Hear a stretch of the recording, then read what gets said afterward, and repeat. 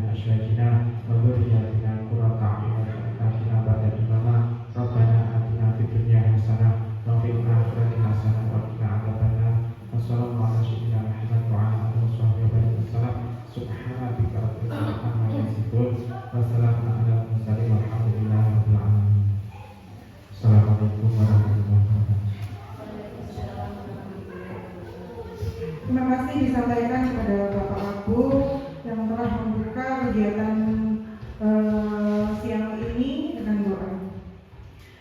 Bapak Ibu, sebelumnya hari ini perkenalkan saya Anissa Firdausi Zula dan rekan saya Bu Titik Sutarmi selaku CGP Angkatan 11. Saya dan Bu Titik diberi tugas untuk menyampaikan ilmu yang kami dapat selama pendidikan guru penggerak Angkatan 11 ini.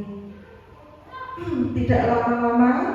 Nanti ada beberapa materi, di antaranya adalah disiplin positif dan nilai-nilai kebajikan, kemudian ada teori motivasi hukuman dan penghargaan serta restitusi, kemudian ada keyakinan kelas, kebutuhan dasar manusia dan dunia berkualitas, lalu ada segitiga restitusi, kemudian yang terakhir adalah 5 posisi kontrol guru dalam melaksanakan segitiga restitusi. Nanti akan ada 2 sesi. Yang pertama adalah Bu Titi untuk memaparkan materi yang disiplin sampai seterusnya, sampai saya nanti di sesi kedua yaitu segitiga restitusi dan 5 posisi kontrol. Langsung saja monggo Bu Titi untuk menyampaikan materi lebih dahulu.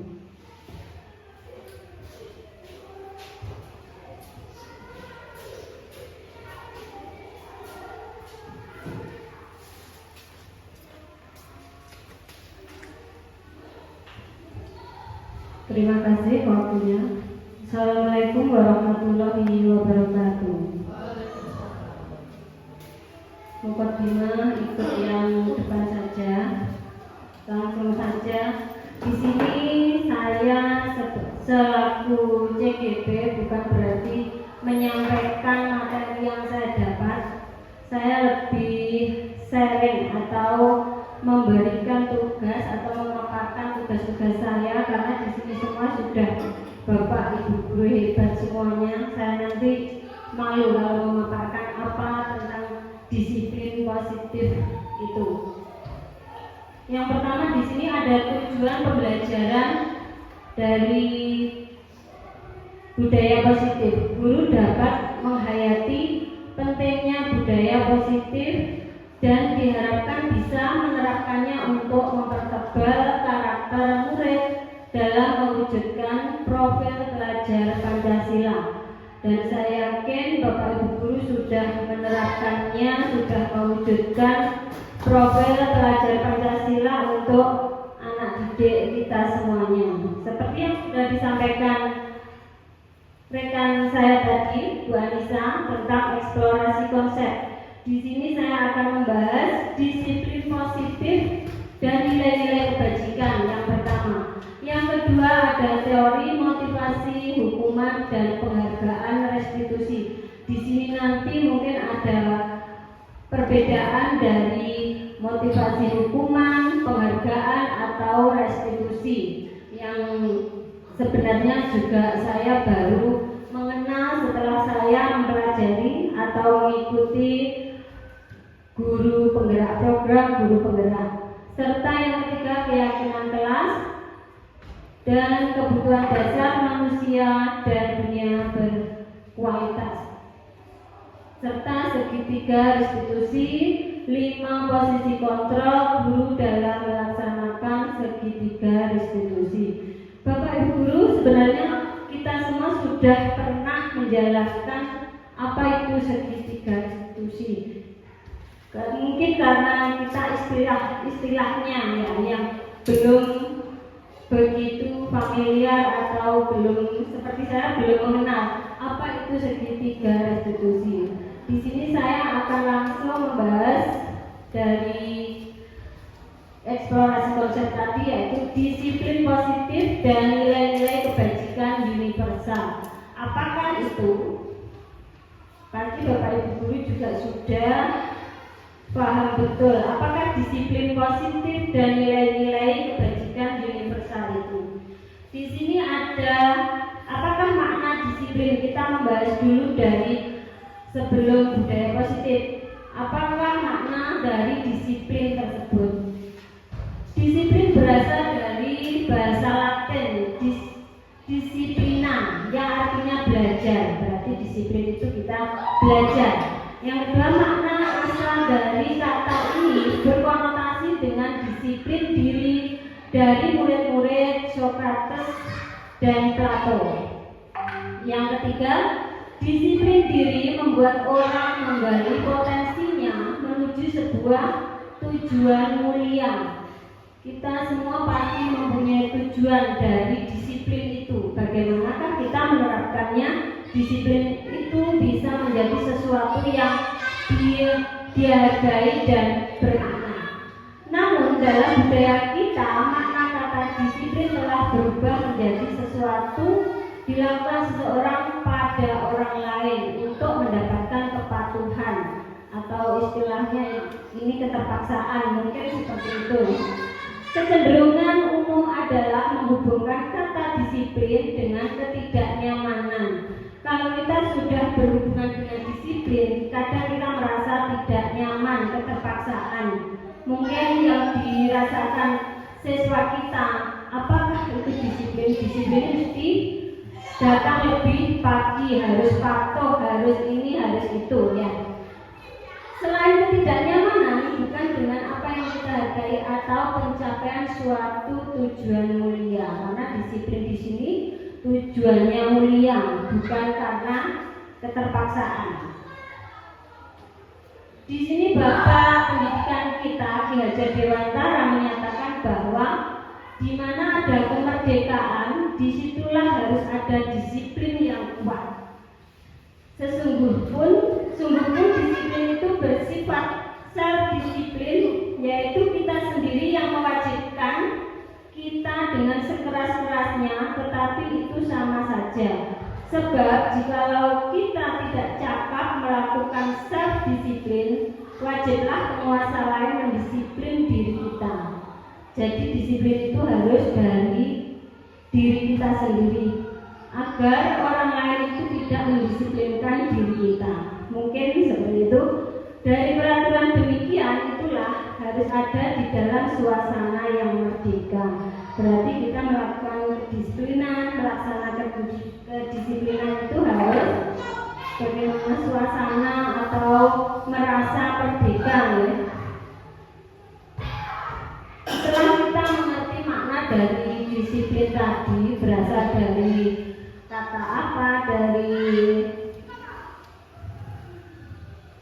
berasal dari bahasa Latin tadi, berarti disiplin murid-murid Sokrates tadi. Di sini dipaparkan dari tujuan disiplin positif tadi, menanamkan motivasi pada murid-murid menjadi orang yang mereka inginkan.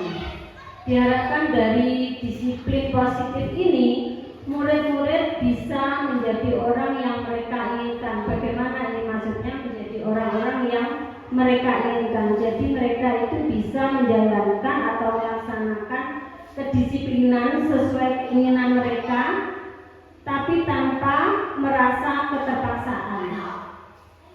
Jadi ada motivasi tersendiri dari murid-murid itu. Yang selanjutnya, yang mereka inginkan dan menghargai diri sendiri dengan nilai-nilai yang mereka percaya. Ketika murid-murid memiliki motivasi ini, mereka telah memiliki motivasi intrinsik yang berdampak jangka panjang. Diharapkan dengan disiplin dari diri sendiri itu merupakan motivasi intrinsik yang terdapat di dalam diri kita, tanpa dari paksaan orang lain atau tanpa saya nanti disiplin seperti ini biar mendapatkan hadiah atau mendapatkan sesuatu yang berharga dari orang lain. Itu namanya eksternal. Yang di sini yang diharapkan dengan kedisiplinan itu, anak-anak bisa memiliki motivasi intrinsik yang berdampak jangka panjang, motivasi yang tidak akan terpengaruh pada adanya hukuman atau hadiah. Di sini Bapak Ibu pasti sering dan pernah melakukan kalau anak-anak nanti kalau kalian tidak patuh, saya beri hukuman, saya beri sanksi. Saya yakin semuanya pasti sudah pernah melakukan seperti itu, dengan tujuan agar mereka itu bisa disiplin. Ternyata di sini seharusnya kita itu tidak memberikan hukuman atau hadiah, ya. Mereka akan tetap berperilaku baik dan berlandaskan nilai-nilai kebajikan karena mereka ingin menjadi orang yang menjunjung tinggi nilai-nilai yang mereka hargai atau mencapai suatu tujuan mulia. Di sini tujuan disiplin positif itu diharapkan anak-anak bisa memiliki motivasi intrinsik yang bisa berdampak jangka panjang.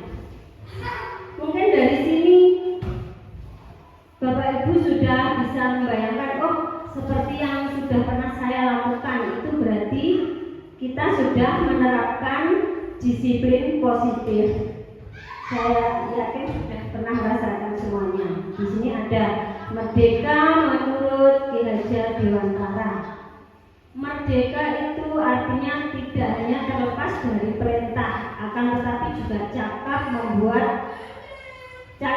buat memerintah diri sendiri tanpa orang lain. Contoh-contohnya ini. Nah, di sini juga ada nilai-nilai kebajikan universal. Nilai-nilai yang tertanam atau selalu kita berikan kepada anak didik kita selaku pendidik, ya. Nilai-nilai kebajikan adalah sifat-sifat positif manusia yang merupakan tujuan mulia yang ingin dicapai setiap individu. Jadi walaupun misalnya anak didik kita itu belis, nakal, saya yakin pasti ada nilai-nilai kebajikan atau sifat-sifat positif dari mereka yang mulia yang ingin dicapai setiap individu. Selanjutnya, nilai-nilai ini bersifat universal, lintas bahasa, suku, agama, bangsa, agama maupun latar belakang. Jadi tidak membeda-bedakan. Mungkin dia beragama Kristen atau beragama Islam, itu tidak menjadikan nilai-nilai yang bisa membedakan nilai-nilai bersifat universal, ya.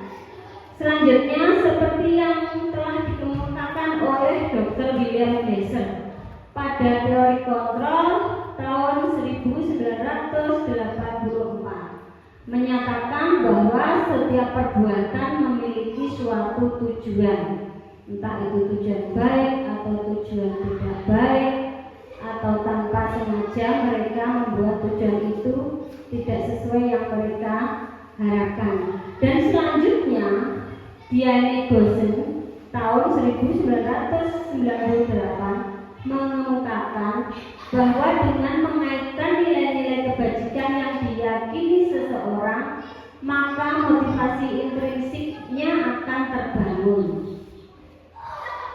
Di sini tadi selalu menyebutkan motivasi intrinsik, ya Bapak Ibu. Motivasi intrinsik itu motivasi yang terdapat di dalam diri kita. Maksudnya tanpa paksaan, aku kudu oleh hadiah, bukan seperti itu, ya. Intrinsik itu tanpa diiringi hadiah akan terjadi kesadaran atau kedisiplinan diri sendiri. Saya harus berangkat sekolah misalnya jam 7 karena itu kedisiplinan atau nilai-nilai kebajikan universal yang harus kita lakukan sebagai tanggung jawab kita. Jadi tidak mungkin kalau yang kita lakukan gara-gara ada stres gitu, ya Bapak Ibu, ya. Mungkin itu berarti termasuk nilai intrinsik apa ekstrinsik? Kira-kira ekstrinsik, ya. Berarti setelah kita baca nanti kita harus bisa mendapatkan nilai-nilai intrinsik biar berdampak jangka panjang, sehingga menggerakkan motivasi dari dalam untuk mencapai tujuan mulia yang diinginkan. Selain ada sipres, berarti ada tanggung jawab yang harus kita penuhi, ya. Masih banyak lagi nilai-nilai kebajikan universal selain yang saya paparkan tadi. Di sini salah satunya adalah nilai-nilai kebajikan yang ingin dicapai oleh setiap anak Indonesia yang kita kenal dengan profil pelajar Pancasila. Di negara kita sedang digalakkannya atau sedang dibahas bisa mewujudkan profil pelajar Pancasila, yaitu beriman, bertakwa kepada Tuhan Yang Maha Esa dan berakhlak mulia. Yang kedua, mandiri, bernalar kritis, berkebinekaan global, bergotong royong dan kreatif. Jadi tidak hanya beriman saja atau bertakwa saja, jadi anak-anak diharapkan bisa mandiri, bernalar kritis, serta bergotong royong dan kreatif. Itu untuk profil pelajar Pancasila. Selanjutnya yang kedua, setelah beriman dan bertakwa dari eksplorasi konsep tadi, teori motivasi hukuman dan penghargaan restitusi. Kita lanjut materi kedua. Teori motivasi perilaku manusia itu ada 3 komponen, Bapak Ibu. Yang pertama untuk menghindari hukuman atau ketidaknyamanan. Kalau kita misalnya jangan sampai terlambat melakukan sipres, berarti bisa juga atau bisa dikatakan untuk menghindari hukuman atau ketidaknyamanan. Jadi kalau menghindari hukuman itu artinya apa yang terjadi jika saya tidak melakukannya. Berarti kita mungkin takut hukuman atau tidak nyaman ya. Yang kedua itu merupakan motivasi eksternal. Dari sini mungkin Bapak Ibu sudah bisa membayangkan, tidak, oh berarti yang saya lakukan itu motivasi dari hukuman atau ketidaknyamanan ya. Yang kedua untuk mendapatkan hadiah atau imbalan atau penghargaan. Di sini lain ya dengan lomba atau dengan perlombaan Bapak Ibu. Ini perilaku manusia yang kita lakukan sehari-hari. Dari hadiah atau imbalan tersebut kita dapat apa yang akan saya dapatkan jika saya melakukannya. Jadi ada keinginan jika saya nanti melakukan berangkat pagi atau saya berolahraga, mengikuti senam, mengikuti sholat duha, apa yang saya dapatkan jika saya melakukannya. Mungkin mendapatkan hadiah dari Pak Abu, mungkin untuk anak-anak ya.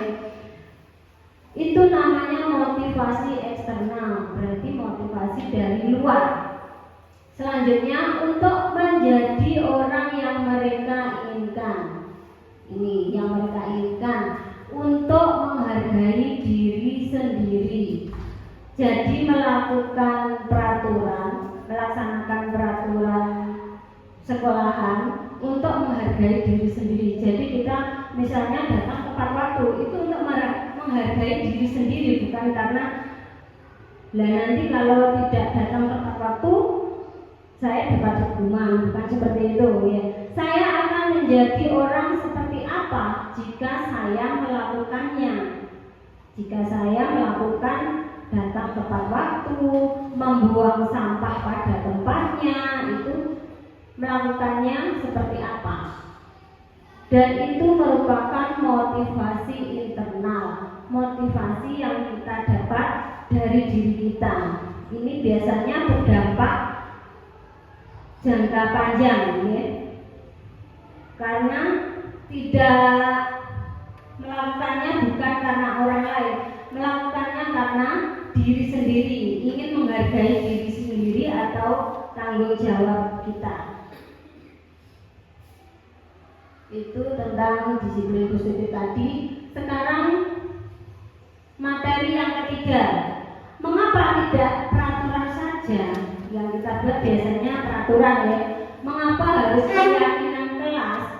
Apa bedanya peraturan dan keyakinan kelas?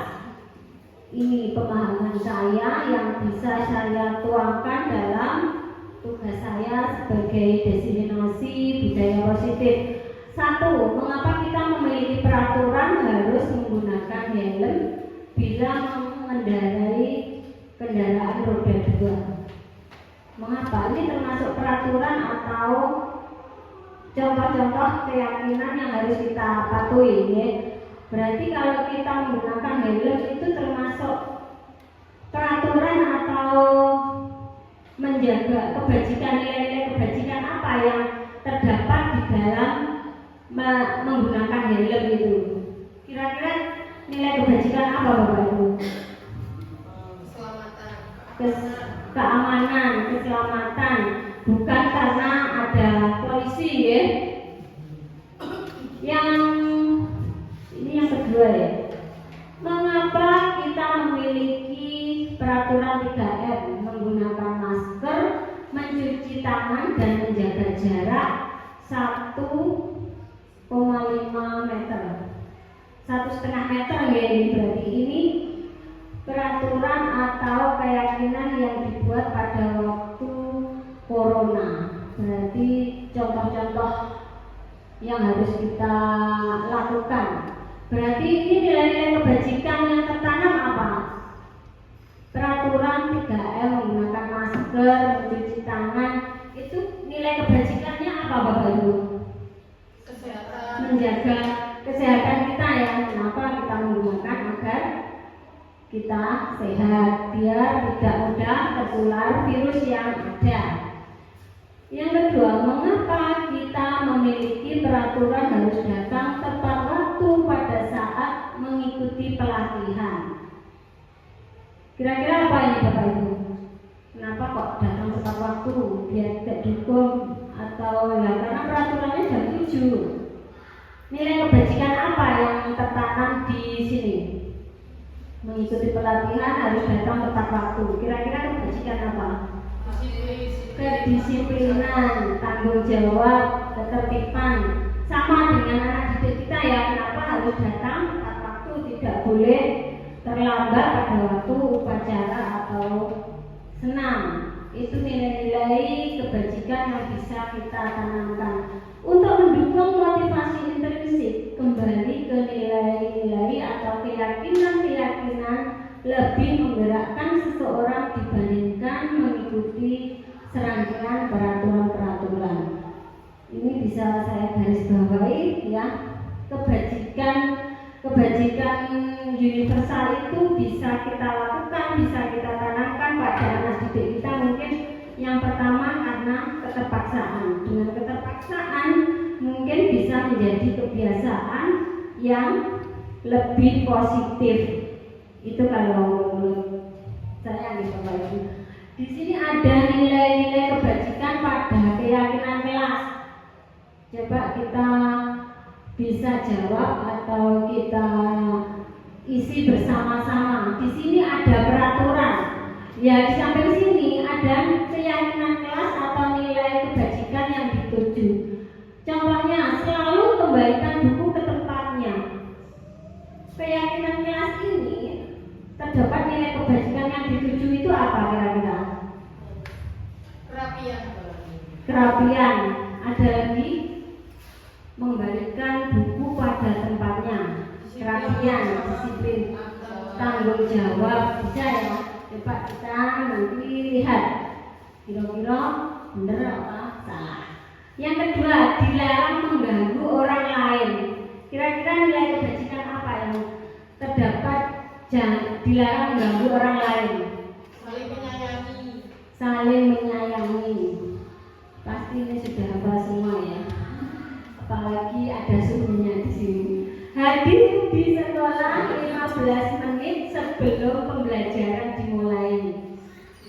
Ini pasti sudah kita lakukan semua ya. Setiap hari kita selalu hadir 15 menit sebelum dimulai. Saya yakin ya, dari 1 sudah mulai diterapkan disiplin positif. Kira-kira apa ini Bapak Ibu? Disiplin, ketertiban ya, kira-kira gitu. Dilarang melakukan kekerasan. Saling menyayangi, saling menghormati. Jadi jangan sampai ada kekerasan. Yang kelima, banyak banget itu contohnya. Dilarang menggunakan narkoba berhubungan dengan kesehatan. Dilarang menggunakan narkoba. Berarti kalau menggunakan narkoba berarti akibatnya badan kita tidak sehat. Bergantian atau menunggu giliran. Nilai kebajikan apa yang kita dapatkan dari bergantian menunggu giliran? Kira-kira ketertiban ya? Kira-kira gunakan masker. Tadi sudah dipaparkan di depan tadi apa? Gunakan masker untuk menjaga kesehatan.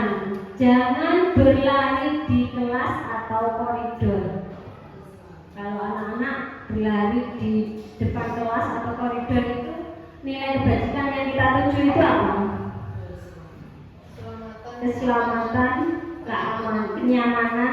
Coba kita lihat selanjutnya. Di sini sudah ada jawaban. Bukan berarti jawaban kita tadi salah, ya. Karena tidak ada jawaban yang salah atau benar di dalam keyakinan kelas yang kita buat. Selalu kembalikan buku ke tempatnya, itu merupakan tanggung jawab.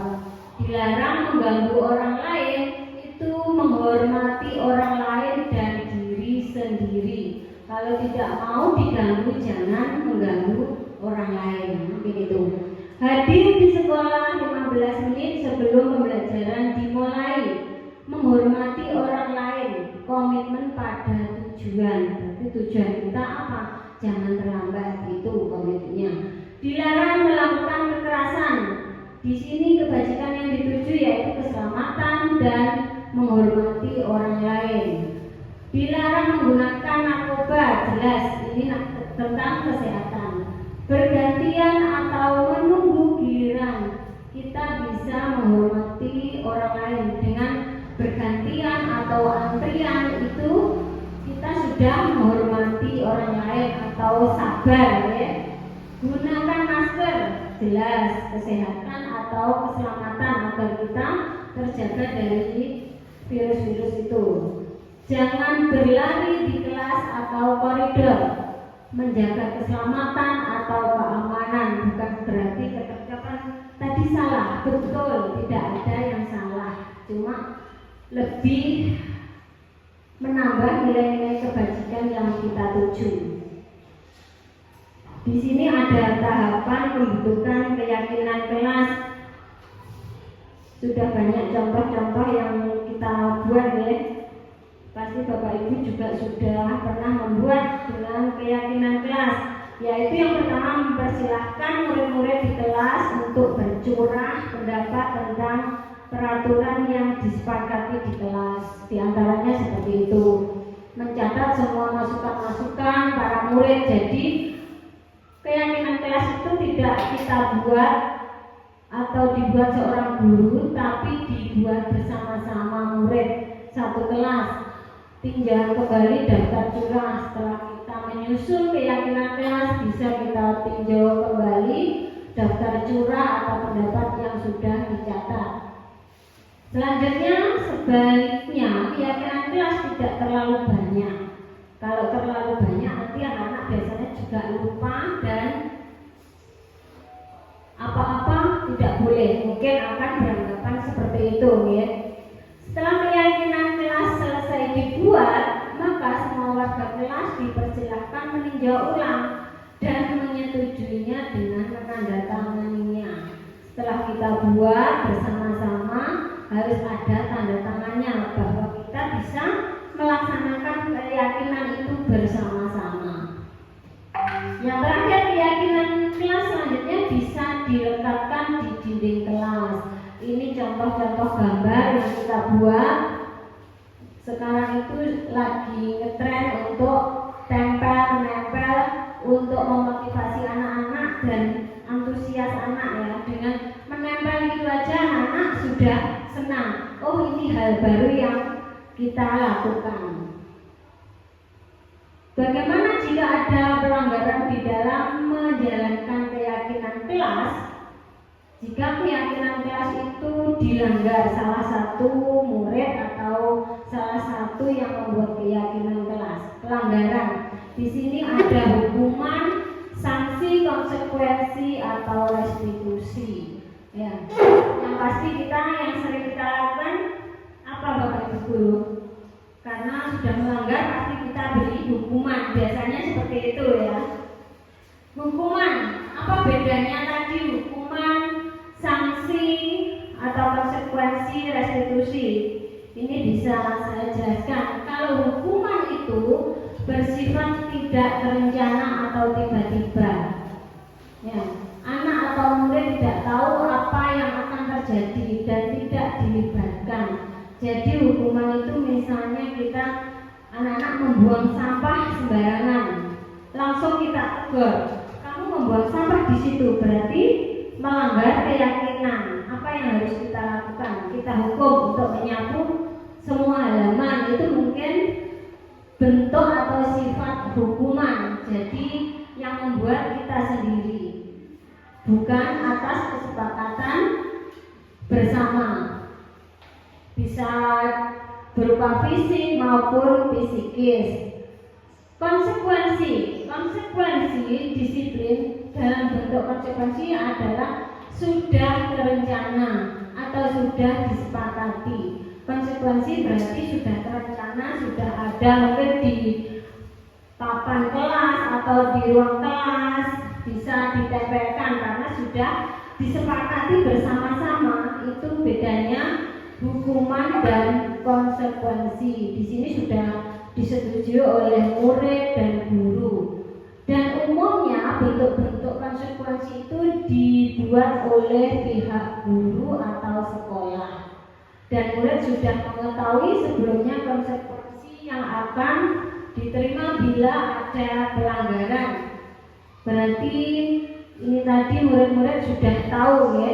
Berarti kalau sudah ada konsekuensinya, sudah pernah dipaparkan, sudah anak-anak juga sudah tahu, oh ini saya melanggar konsekuensi yang ada. Diberikan berdasarkan suatu data yang umumnya dapat diukur. Misalnya setelah 3 kali tugasnya tidak selesai, diberikan sanksi atau pembelajaran. Mengobrol, maka murid akan kehilangan waktu bermain, seperti itu contohnya. Konsekuensi dan hukuman. Di sini ada restitusi. Saya dulu juga pernah. Ini restitusi itu apa sih? Pada waktu desiminasi mungkin Ibu Wahyu, saya juga belum ngerti. Setelah mempelajari dari modul-modul ini, ternyata oh restitusi itu seperti ini. Pada kesempatan ini akan diperkenalkan program disiplin positif yang dinamakan restitusi. Restitusi adalah proses menciptakan kondisi bagi murid untuk memperbaiki kesalahan mereka. Jadi kalau anak-anak atau siswa kita melakukan kesalahan, tidak semata-mata harus dihukum. Kamu itu terlambat, sudah saya hukum, tidak seperti itu. Kita berikan atau kita terapkan restitusi dengan misalnya dengan ngobrol atau dengan kata-kata yang lembut agar mereka tidak merasa tertekan atau tidak merasa terhukum. Restitusi juga merupakan proses kolaboratif yang mengajarkan murid untuk mencari solusi untuk masalah mereka dan membantu murid berpikir tenang. Orang seperti apa yang mereka inginkan. Jadi setelah direstitusi diharapkan mereka itu mengerti, mengenal atau memahami kesalahan yang mereka lakukan tanpa kita paksa, mungkin seperti itu ya. Di sini ada contoh-contoh tindakan hukuman atau konsekuensi. Di sini ada tindakan berdiri di depan kelas sambil mengangkat kaki karena tidak bisa menjawab pertanyaan, karena sedang ulangan atau melakukan tes ini teori, tidak bisa menjawab, disuruh berdiri di depan kelas. Misalnya kamu tidak bisa menjawab, sudah berdiri di depan kelas sambil mengangkat kaki. Itu tadi sudah ada contekannya ya Bu ya. Itu termasuk hukuman atau konsekuensi kira-kira? Hukuman. Kenapa kok dikatakan hukuman? Apa akibatnya kalau anak itu disuruh di depan kelas dengan berdiri satu kaki itu apa? Kira-kira? Hatinya terluka. Hatinya terluka. Bagaimana Bu Eka? Hatinya terluka karena sudah dihukum di depan kelas. Mungkin malu ya, malu Ya benar, di sini hukuman. Masih banyak lagi ya contoh-contohnya: kehilangan waktu, terlambat datang, dan tertinggal pelajaran 10 menit. Itu termasuk konsekuensi.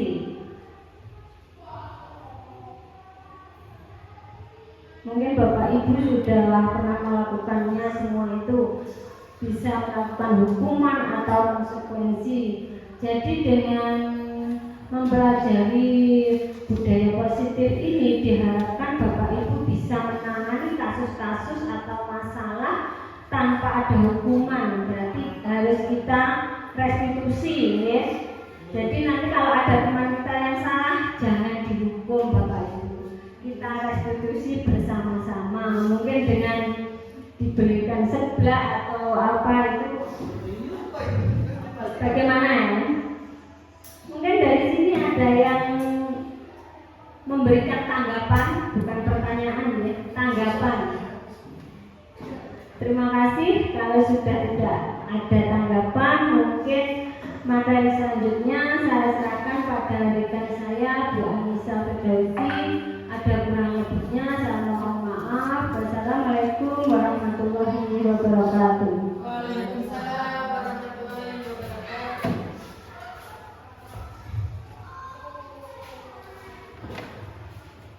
Ini Bapak Ibu, saya buka kembali. Assalamualaikum warahmatullahi wabarakatuh. Saya akan melanjutkan mengenai materi-materi tentang budaya positif. Ini adalah gong yang terakhir, yaitu segitiga restitusi. Mungkin kemarin kita sudah pernah sekilas membahas tentang segitiga restitusi yang sudah disampaikan oleh Bu Ayu dulu.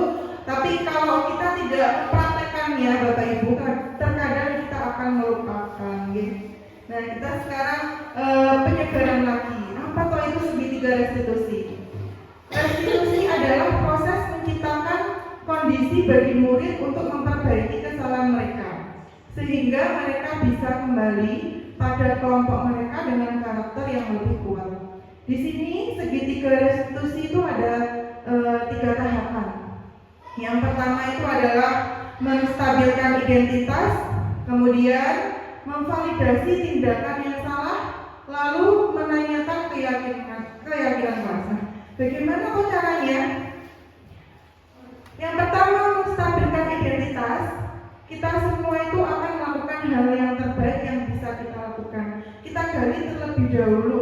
Biasanya Bapak Ibu yang menemui anak didik kita melanggar sesuatu atau melakukan kesalahan, itu kadang kita langsung melabeli mereka. Misalnya itu saya pernah membaca di pendidikan guru penggerak itu kita mempelajari beberapa kasus-kasus Bapak Ibu. Nah, di situ itu ada di SMA biasanya yang selalu menerapkan hukuman. Nah, di SMA itu kan terkenal ketat. Jadi pada suatu hari ada anak A itu memakai sepatu warna putih. Padahal di SMA kan sudah ada peraturan untuk memakai sepatu warna hitam. Nah, di situ dia langsung ditodong sama si wakanya itu, kenapa kok enggak pakai sepatu warna hitam? Nah, ini kamu melanggar peraturan. Saya minta sepatumu, kamu ke kelas enggak pakai sepatu. Nah, kayak gitu kira-kira kalau kita jadi muridnya itu gimana perasaan kita? Sakit hati lagi. Iya. Nah, tanpa menanyakan kenapa kok pakai sepatu putih, kenapa kok dia melanggar itu, langsung dihukum dengan cara menyita sepatunya. Nah, ini adalah tahapan segitiga restitusi yang nanti harapannya bisa membantu Bapak Ibu guru untuk menciptakan lingkungan belajar di sekolahan yang positif. Yang kemudian adalah validasi tindakan yang salah. Semua perilaku memiliki alasan. Nah, lagi-lagi Bapak Ibu, saat anak itu melakukan kesalahan, tidak mungkin dia itu tidak punya kesalahan. Kita gali kesalahan mereka. Kira-kira bisa ditolerir apa enggak? Ya. Terus yang ketiga adalah menanyakan keyakinan. Kita semua memiliki motivasi internal. Seperti yang tadi dikatakan Bu Titik, motivasi internal itu adalah berasal dari diri sendiri, tidak karena dapat hadiah, tidak karena takut sama gurunya. Ini adalah tahapan menstabilkan identitas yang pertama dalam segitiga restitusi. Penguatan yang dikatakan guru itu bisa dengan mengatakan seperti ini: berbuat salah itu hal yang manusiawi, anak-anak. Bisa juga tidak ada manusia yang sempurna. Semua orang itu juga pernah berbuat salah.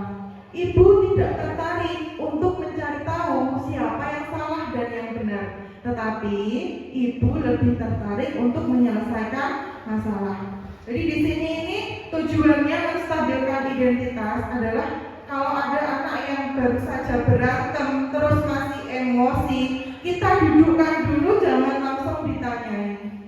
Kita kasih penguatan.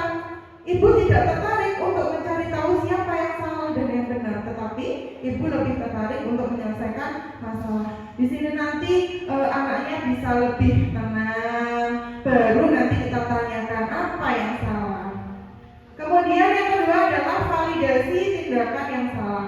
Penguatan yang dikatakan guru itu bisa dengan kamu pasti punya alasan mengapa kamu melakukannya. Maukah kamu belajar cara lain untuk mendapatkan yang kamu mau tanpa harus memukul teman? Itu kalau ada kasus kekerasan. Apakah kamu bisa melakukan lebih baik lagi esok? Kita gali dulu anak-anaknya. Kamu boleh tetap melakukan sikap itu, tetapi maukah kamu tambahkan sikap baru yang lebih baik? Nah, kalau bisa kita itu hanya jadi pendamping, Bapak Ibu. Bukan kita yang mengatur mereka, tapi mereka yang memunculkan kesadaran diri mereka untuk menjadi orang yang lebih baik. Kemudian tahapan yang terakhir adalah menanyakan keyakinan. Jadi sebelum kita memberi segitiga restitusi ini, kita tanyakan ke diri kita sendiri. Apakah di kelas ini sudah kita bentuk kesepakatan kelas atau belum? Anak-anak sudah tahu apa belum hal yang melanggar dan yang harus ditaati itu sudah tahu apa belum? Jangan-jangan kita hanya memberi hukuman saja tanpa tahu mereka itu ternyata belum tahu ini itu dilanggar boleh apa enggak, dilakukan boleh apa enggak, kayak gitu. Nah, ini adalah ciri-ciri restitusi. Ciri-ciri restitusi itu bukan untuk menebus kesalahan Bapak Ibu, tapi untuk belajar dari kesalahan, lalu memperbaiki hubungan, tawaran dan bukan paksaan. Restitusi menuntut untuk melihat ke dalam diri. Restitusi mencari kebutuhan dasar yang mendasari tindakan. Restitusi diri adalah cara yang paling baik untuk memperbaiki diri. Maksudnya ini mereka sadar akan kesalahan dan ingin melakukan perbaikan seperti apa, dia sendiri yang memutuskan. Restitusi fokus pada karakter dan bukan tindakan. Restitusi itu fokus pada solusi. Jadi nanti anak harus kita tanyai, kalau nanti berbuat salah, bagaimana cara mereka menebusnya, bagaimana agar menjadi lebih baik, tidak sampai mengulangi permasalahan itu. Nah, restitusi mengembalikan murid yang berbuat salah pada kelompoknya. Kemudian Bapak Ibu, materi selanjutnya adalah 5 posisi kontrol. 5 posisi kontrol guru ini diantaranya adalah penghukum, pembuat orang merasa bersalah, teman, pemantau, dan manajer. Yang pertama adalah penghukum. Penghukum itu biasanya kata-katanya seperti ini: patuhi aturan saya, atau awas kamu selalu saja salah. Biasanya di kelas kalau Bapak Ibu menemui siswa yang nulisnya itu lama sekali, hitungnya lama sekali, itu kita langsung otomatis bilang kamu lagi yang terakhir. Nah, hukuman. Itu kalau di budaya positif itu tidak dianjurkan gitu Bapak Ibu. Pasti selalu kamu yang terakhir selesai. Nah, ini juga termasuk penghukum, tidak dianjurkan. Guru seperti ini senantiasa percaya hanya ada satu cara agar pembelajaran bisa berhasil, yaitu cara dia. Kemudian yang kedua adalah pembuat merasa bersalah. Biasanya ini saya kalau di kelas 1. Ibu sangat kecewa sekali dengan kamu. Berapa kali Bapak harus memberitahu kamu ya? Gimana coba kalau orang tua kamu tahu berbuat begini? Nah, ini nanti efeknya adalah si anak merasa bersalah tapi tidak jera. Ya. Di posisi ini murid akan memiliki penilaian diri yang buruk tentang diri mereka. Murid merasa tidak berharga. Nah, ini mengenai mental siswa ternyata Bapak Ibu, dan telah mengecewakan orang-orang yang disayanginya. Ini juga harus kita hindari. Kemudian yang ketiga adalah teman. Posisi kontrol teman ini biasanya ditandai dengan perkataan, ayo bantulah demi Bapak ya, atau ayo ingat tidak bantuan Bapak selama ini. Ya sudah, kali ini tidak apa-apa, nanti Ibu bantu bereskan ya. Ini nadanya seperti teman Bapak Ibu, tapi efeknya ternyata anak itu nanti membuat ya merasa gurunya adalah teman. Jadi terkesan nanti tidak menghargai dan sebagainya. Guru di posisi teman menggunakan hubungan baik dan humor untuk mempengaruhi seseorang. Murid akan tergantung pada guru tersebut dan hanya akan bertindak untuk guru tertentu dan tidak untuk guru lainnya. Ini mungkin ada yang mengalaminya. Jadi kalau sudah sama wali kelasnya, sama guru lain disuruh membuang sampah nggak mau, disuruh padahal ini wali kelas lain misalnya yang menyuruh, disuruh nyapu nggak mau, tapi kalau udah disuruh wali kelasnya itu langsung berangkat. Nah, kita menghindari posisi kontrol seperti ini. Nanti ada posisi yang terbaik yang menurut lingkungan yang positif itu adalah nanti ada. Terus yang keempat adalah pemantau. Nah, pemantau ini ditandai dengan peraturan apa yang telah kamu langgar, apa yang telah kamu lakukan, sanksi atau konsekuensinya apa. Nah, seorang pemantau itu sangat mengandalkan perhitungan, catatan, data yang dapat digunakan sebagai bukti atas perilaku seseorang. Kemudian ada manajer Bapak Ibu. Nah, apa yang kita yakini? Kembali ke keyakinan kelas. Jadi sebelumnya diingat-ingat kalau biasanya saat tahun ajaran baru kita selalu membuat keyakinan kelas terlebih dahulu. Apa toh yang akan diyakini kelas kita itu? Nah, kemudian ditandai dengan kalimat, apakah kamu meyakininya? Nah, jika kamu meyakininya, apa kamu bersedia memperbaikinya? Ini adalah posisi kontrol sebagai manajer. Jika kamu memperbaiki ini, hal ini menunjukkan apa tentang dirimu? Apa rencana kamu untuk memperbaiki hal ini? Kita tanyakan, kita gali keputusan anak agar menjadi anak yang lebih baik. Manajer adalah posisi di mana guru itu berbuat sesuatu bersama dengan murid. Mempersilahkan murid mempertanggungjawabkan perilakunya, mendukung murid agar menemukan solusi atas permasalahannya sendiri. Oke, Bapak Ibu, biar lebih matang lagi apa itu segitiga restitusi dan posisi kontrol, kita berlatih kasus juga ya. Karena tanpa berlatih kasus, kita kayak cuma membayangkannya saja.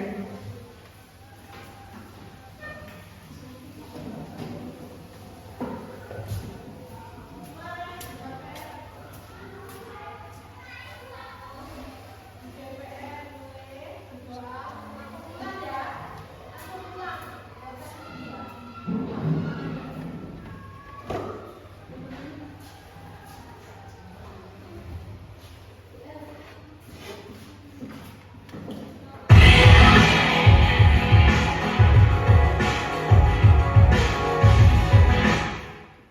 ya Bapak Ibu, ada soundnya ternyata.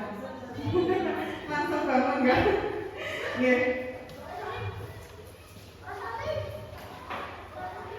Ini ada salah satu contoh kasus pertama, yaitu ada guru matematika dan wali kelas 8, Ibu Santi sakit. Jadi Ibu Santi ini adalah wali kelas 8, guru matematika sakit, sehingga tidak dapat masuk dan mengajar. Akhirnya dicarikan guru pengganti, namanya adalah Bu Eni. Ibu Eni ini baru 2 tahun menjadi guru SMP. Beberapa murid perempuan, Vivi dan Natali, itu tahu hal ini dan mulai menggunakan kesempatan dan bersikap seenaknya, tertawa dan tidak mengindahkan kehadiran Bu Eni. Nah, Bu Eni ini mencoba menyapa Vivi dan Natali dengan ramah sambil mengingatkan mereka untuk tetap fokus pada pengerjaan tugas.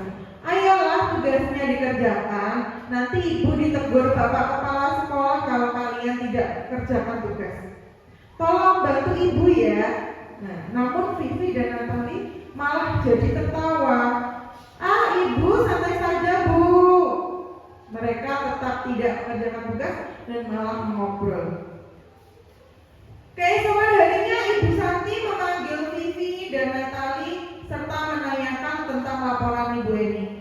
Ibu Santi menanyakan apakah mereka itu bersedia melakukan memperbaiki permasalahan yang ada.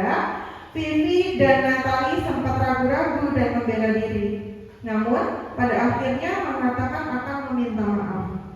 Ibu Santi menanggapi bahwa tindakan itu boleh saja dilakukan bila mereka sungguh-sungguh ingin minta maaf. Namun Ibu Santi menanyakan kembali, apa yang mereka bisa lakukan untuk menggantikan rasa tidak dihormati Ibu Santi. Nah, baik Vivi maupun Natali mengakui bahwa perilaku mereka itu tidak sesuai dengan keyakinan kelas. Ibu Santi melanjutkan kembali apa yang akan mereka lakukan untuk memperbaiki masalah. Apakah ada gagasan?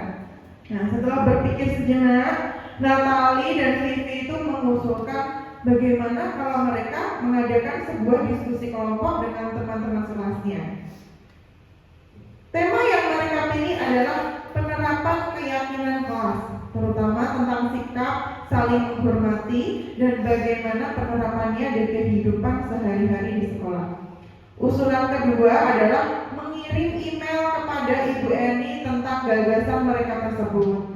Mereka pun memberitahu Ibu Eni bahwa mereka telah memberitahu kepala sekolah Pak Hasan. Bila lain waktu ada ketiadaan guru, maka mereka akan mengusulkan Ibu Eni sebagai guru pengganti. Kira-kira dari cerita ini, apakah Ibu Santi selaku wali kelasnya dari kelas 8 ini apakah sudah melakukan segitiga restitusi Bapak Ibu? Sudah? Kalau sudah, Bu Ayu kira-kira tahapan pertama menstabilkan identitas kira-kira ditunjukkan di kalimat yang mana? Coba.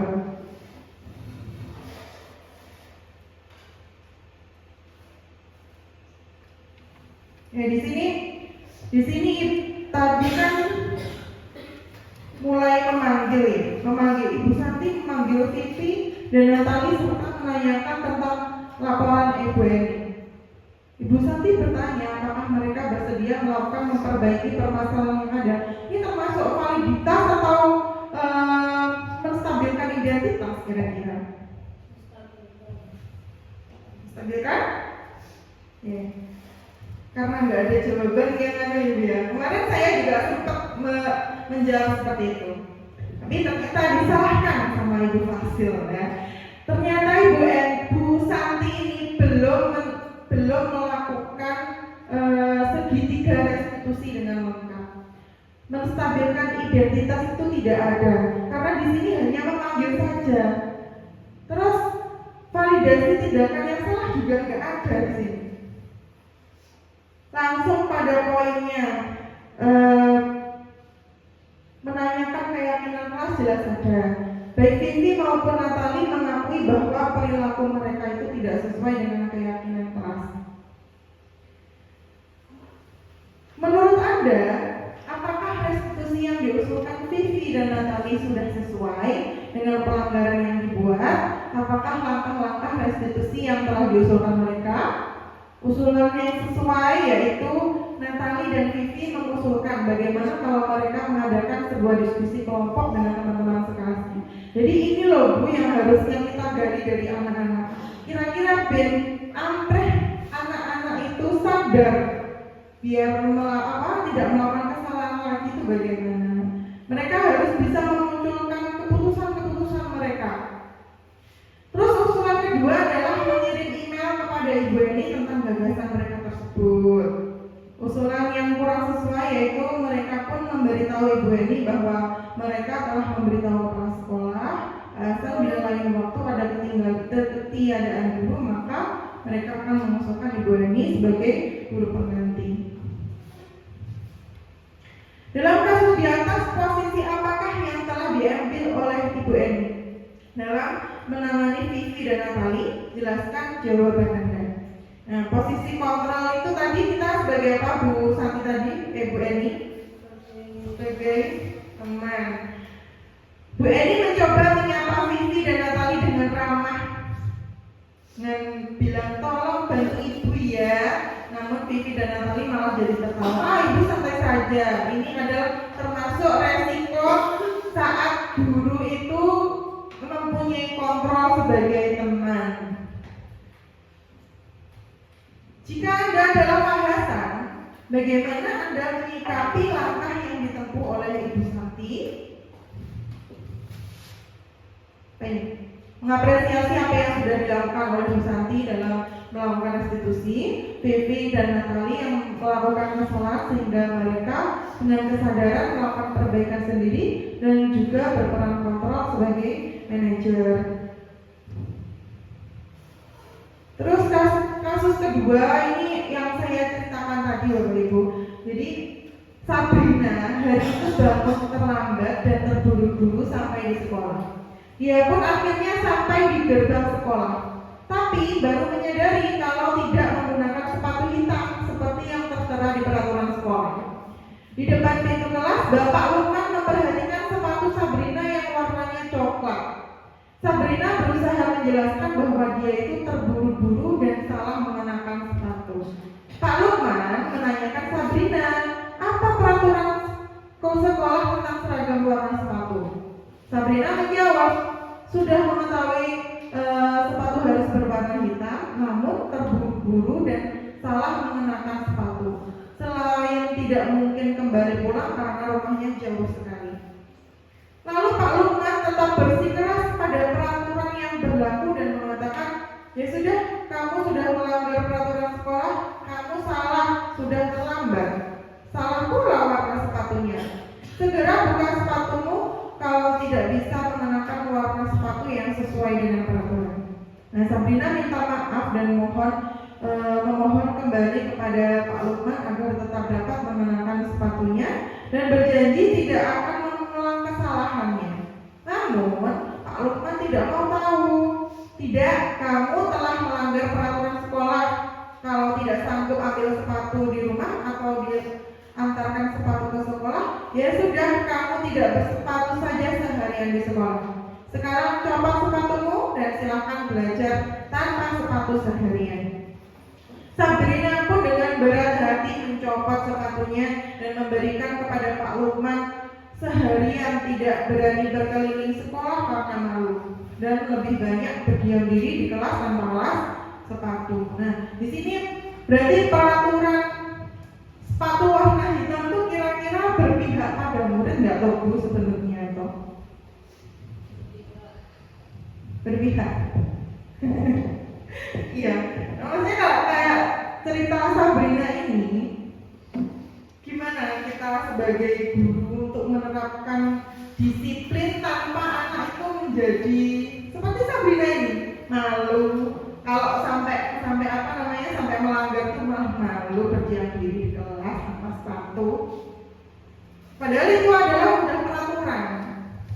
Ya, coba kita lihat lagi. Dalam kasus di atas, sikap posisi apakah yang diambil oleh Bapak Lukman? Jawabannya adalah penghukum. Jelaskan apakah indikatornya? Menurut kami sikap posisi yang diambil oleh Pak Lukman jelas adalah menghukum. Indikatornya adalah sikap Pak Lukman yang tidak bersedia menerima penjelasan Sabrina kenapa dia memakai sepatu hitam tersebut. Dan Pak Lukman tetap memberikan hukuman kepada Sabrina karena tidak mematuhi peraturan. Nah, kira-kira bila Bu Titik jadi kepala sekolah tersebut, nilai kebajikan apa yang ingin dituju oleh peraturan harus berwarna hitam, Bu? Kalau ada peraturan seperti itu, berpihak pada murid apa enggak jawabannya? Kedisiplinan, nilai kebajikan ya, Bu ya. Ya. Bagaimana Anda menyikapi langkah yang diambil oleh Pak Lukman mengenai kasus tersebut? Nah, di sini nilai kebajikan yang tuju pada peraturan sepatu harus berwarna hitam adalah di antaranya kedisiplinan, tanggung jawab.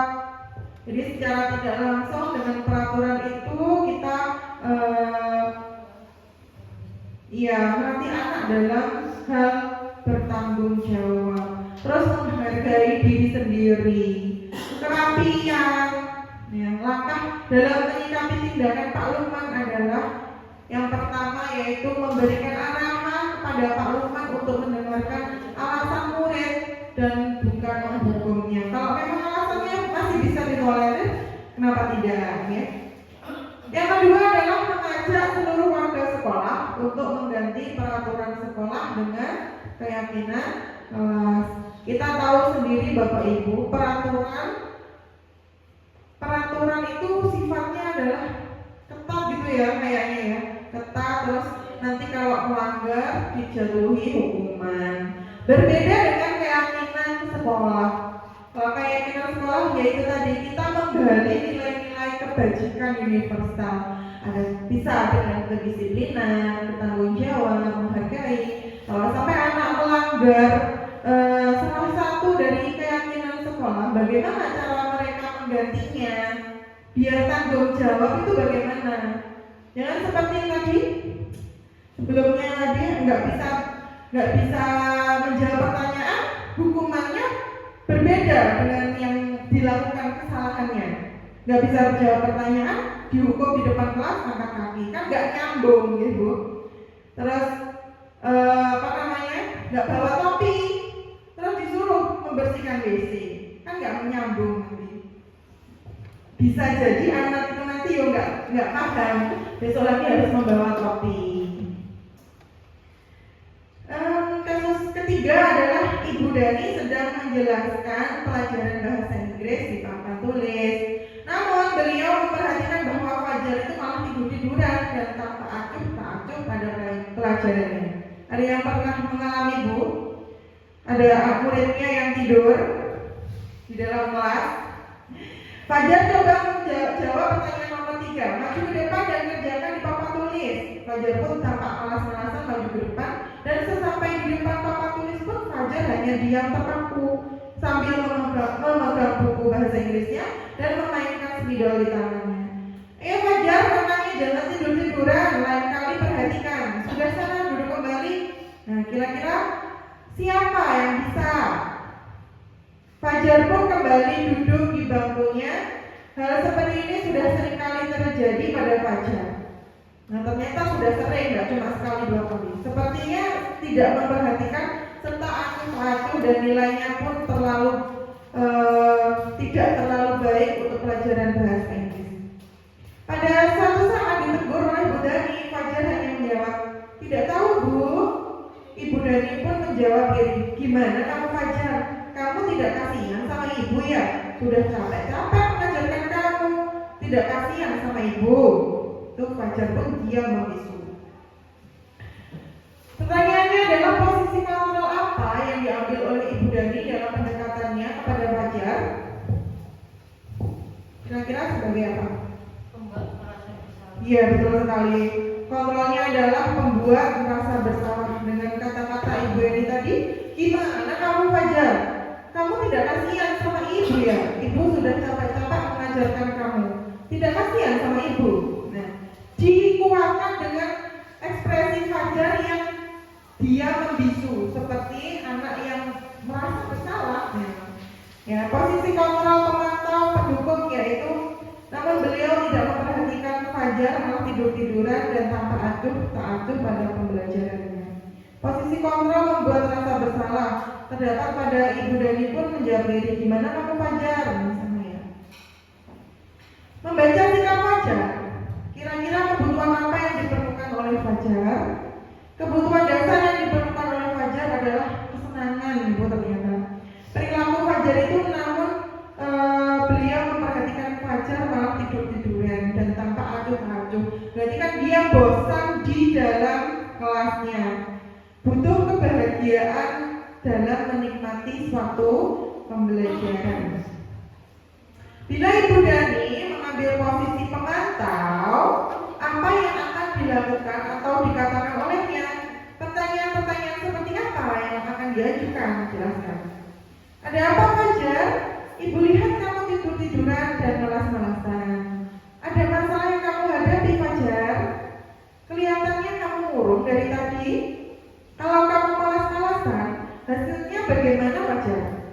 Beberapa pertanyaan yang diajukan untuk mengetahui respon murid dari guru tindakan yang mereka lakukan dan membuktikan catatan dan bukti guru melihat kondisi murid. Sudah ya Ibu, kira-kira itu aja.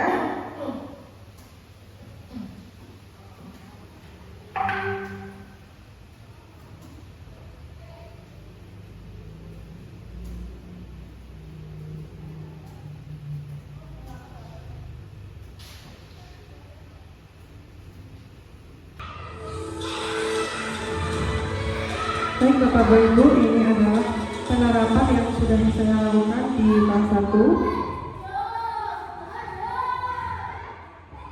mengenai segitiga restitusi.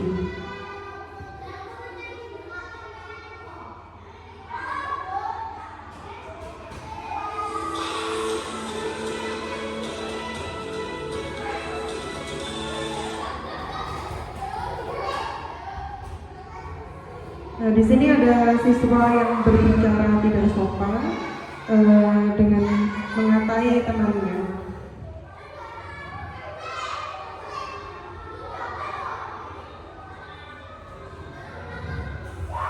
Gak kedengeran ya? Bentar.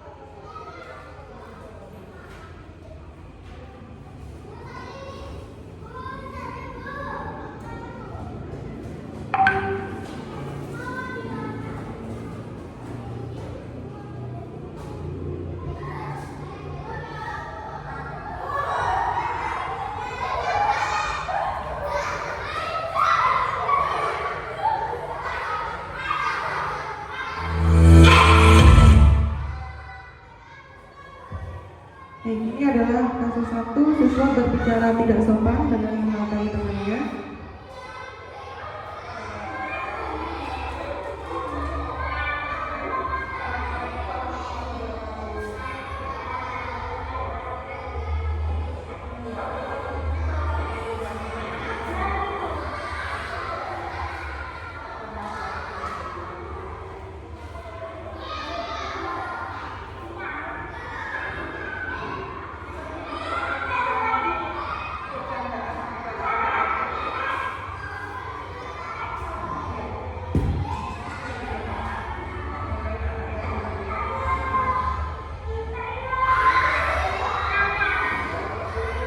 Nah, di sini awalnya si anak itu tidak mengaku. Jadi pelan-pelan saya ngobrol dengan mereka, menggali tentang permasalahan yang mereka alami sebelumnya. Jadi mereka ini bilang tentang anak yatim dan sebagainya, mengolok-olok. Kemudian saya adakan restitusi.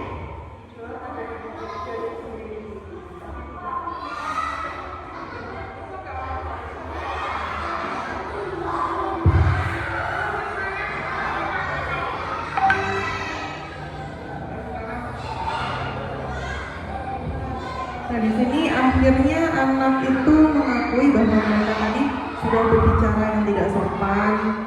Lalu saya bilang tidak apa-apa, semua orang itu punya kesalahan. Bu Nisa juga seperti itu. Jadi yang Mas Willy ini dia pertama mengakui. Nah, ternyata setelah saya selidiki ya Pak Ibu, anak-anak ini ternyata tahu bahasa yang seperti itu ada dari YouTube. Jadi katanya aku dulu di YouTube memang kayak gitu Bu, jadi aku ikut-ikutan. Nah, ternyata pengaruh dari YouTube itu sangat besar, apalagi terhadap anak-anak seperti mereka.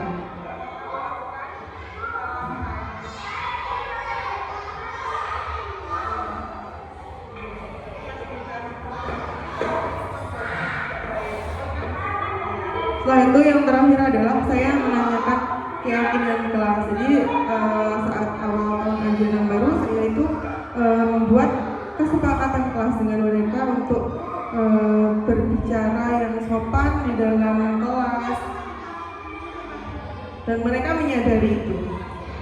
Jadi awalnya kalau di kelas 1 itu memang susah ya Bu ya, kalau kita harus menggali kesadaran mereka. Jadi saya pancing-pancing saja. Kemarin kesepakatan kita apa saja sih? Nah, seperti itu. Benar, sopan, santun gitu. Nah, ini adalah kasus kedua, yaitu siswa ini sering berbicara kasar atau misbah di kelas. Suaranya nggak begitu kedengaran ya Bu.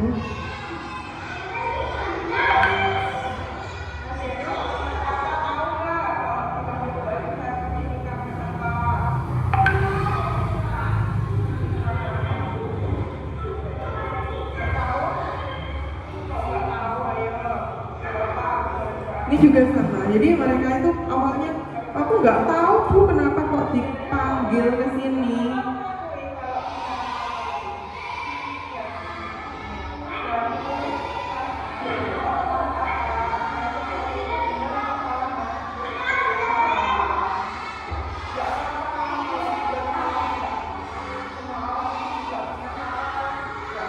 Saya bilang semua orang tuh juga pasti punya kesalahan gitu. Jadi kayak mereka menjadi oh iya saya salah. Habis itu dia baru ngaku.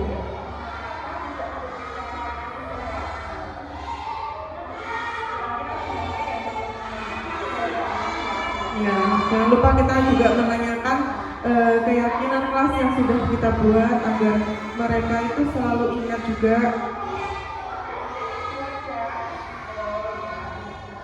Mereka membuat konsekuensi diri atas kesalahan mereka sendiri, yaitu dengan membaca, hukumannya adalah membaca kalau mereka itu mengucapkan kata-kata yang kasar lagi.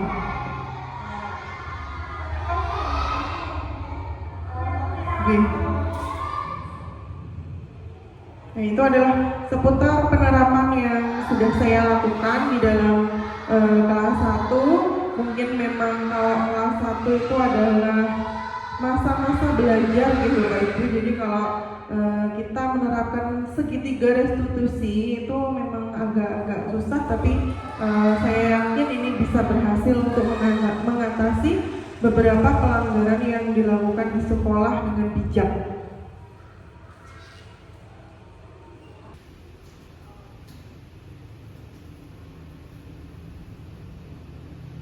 Oke, sebelum kita akhiri Bapak Ibu, satu saja kita berefleksi mengenai perasaan apa yang muncul selama mengikuti kegiatan diseminasi penerapan budaya positif di lingkungan sekolah.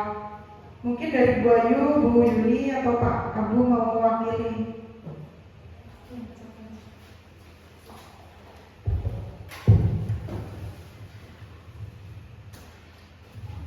Ya, terima kasih untuk Bu Anissa dan Bu Titi telah menyampaikan pelajaran atau pembelajaran yang sangat luar biasa ini tentang disiplin positif yang harus diterapkan di sekolah kita atau di SDN Blimbing 1 ini. Saya mau berefleksi sebentar ya untuk penerapan disiplin positif yang ada di SDN Blimbing 1 ini. Pertama, yang perasaan apa yang muncul selama mengikuti kegiatan diseminasi ini, yang jelas perasaan yang muncul itu rasa ingin tahu yang lebih tentang disiplin positif secara mendalam, apalagi tentang segitiga restitusi itu juga, karena memang kalau kita baca modul atau kita baca di PMM itu juga kan ada disiplin positif itu juga, segitiga restitusi juga, itu kan mungkin tiap pemahaman seseorang itu berbeda. Jadi di posisi kontrol juga itu 5 posisi kontrol itu juga pemahamannya bisa berbeda-beda tiap orang. Apalagi ada kerancuan itu di posisi teman dan pembuat merasa bersalah itu biasanya rancu di situ. Jadi kapan kita memposisikan sebagai teman dan kapan kita memposisikan sebagai pembuat merasa bersalah itu kadang kita masuk ke ranah itu dan tidak sadar itu. Yang pertama itu. Lalu juga yang segitiga restitusi, jelas yang segitiga restitusi itu kita kan harus belajar dan terus belajar untuk merestitusi seseorang. Mulai dari merestitusi teman sejawat kita sendiri itu juga kita perlu belajar.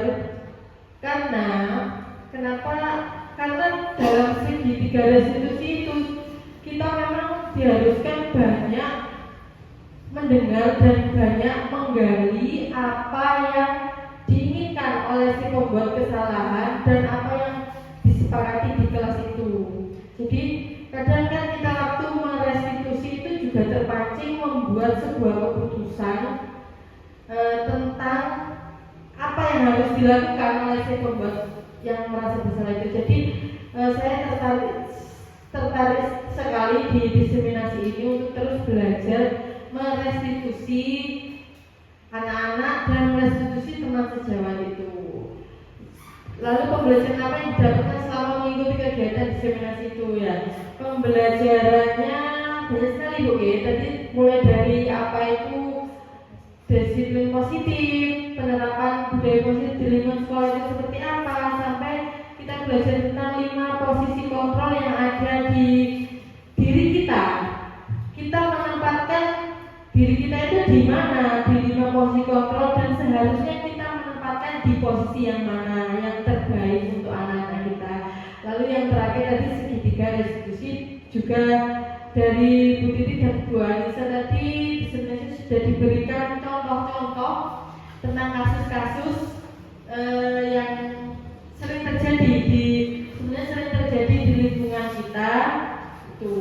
Lalu perubahan apa yang akan dilakukan setelah mengikuti kegiatan diseminasi ini? Perubahannya yang pertama pasti merubah diri kita terlebih dahulu, di mana letak kita sebagai guru di 5 posisi kontrol tersebut. Apakah sebagai pembuku, teman, pembuat merasa bersalah, atau manajer itu, atau yang pemantau tadi, itu kita harus merubah diri. Pertama, merubah diri kita untuk lebih mendekati ke posisi manajer, walaupun harus bertahap. Lalu yang kedua, perubahan apa yang dilakukan itu ke anak-anak. Jadi kita membuat keyakinan kelas yang harus diyakini oleh satu warga kelas terlebih dahulu. Kita yakini dan anak-anak yakini agar anak-anak itu juga memunculkan faktor intrinsik bukan ekstrinsik dari gurunya untuk memahami tentang budaya positif itu. Lalu perubahan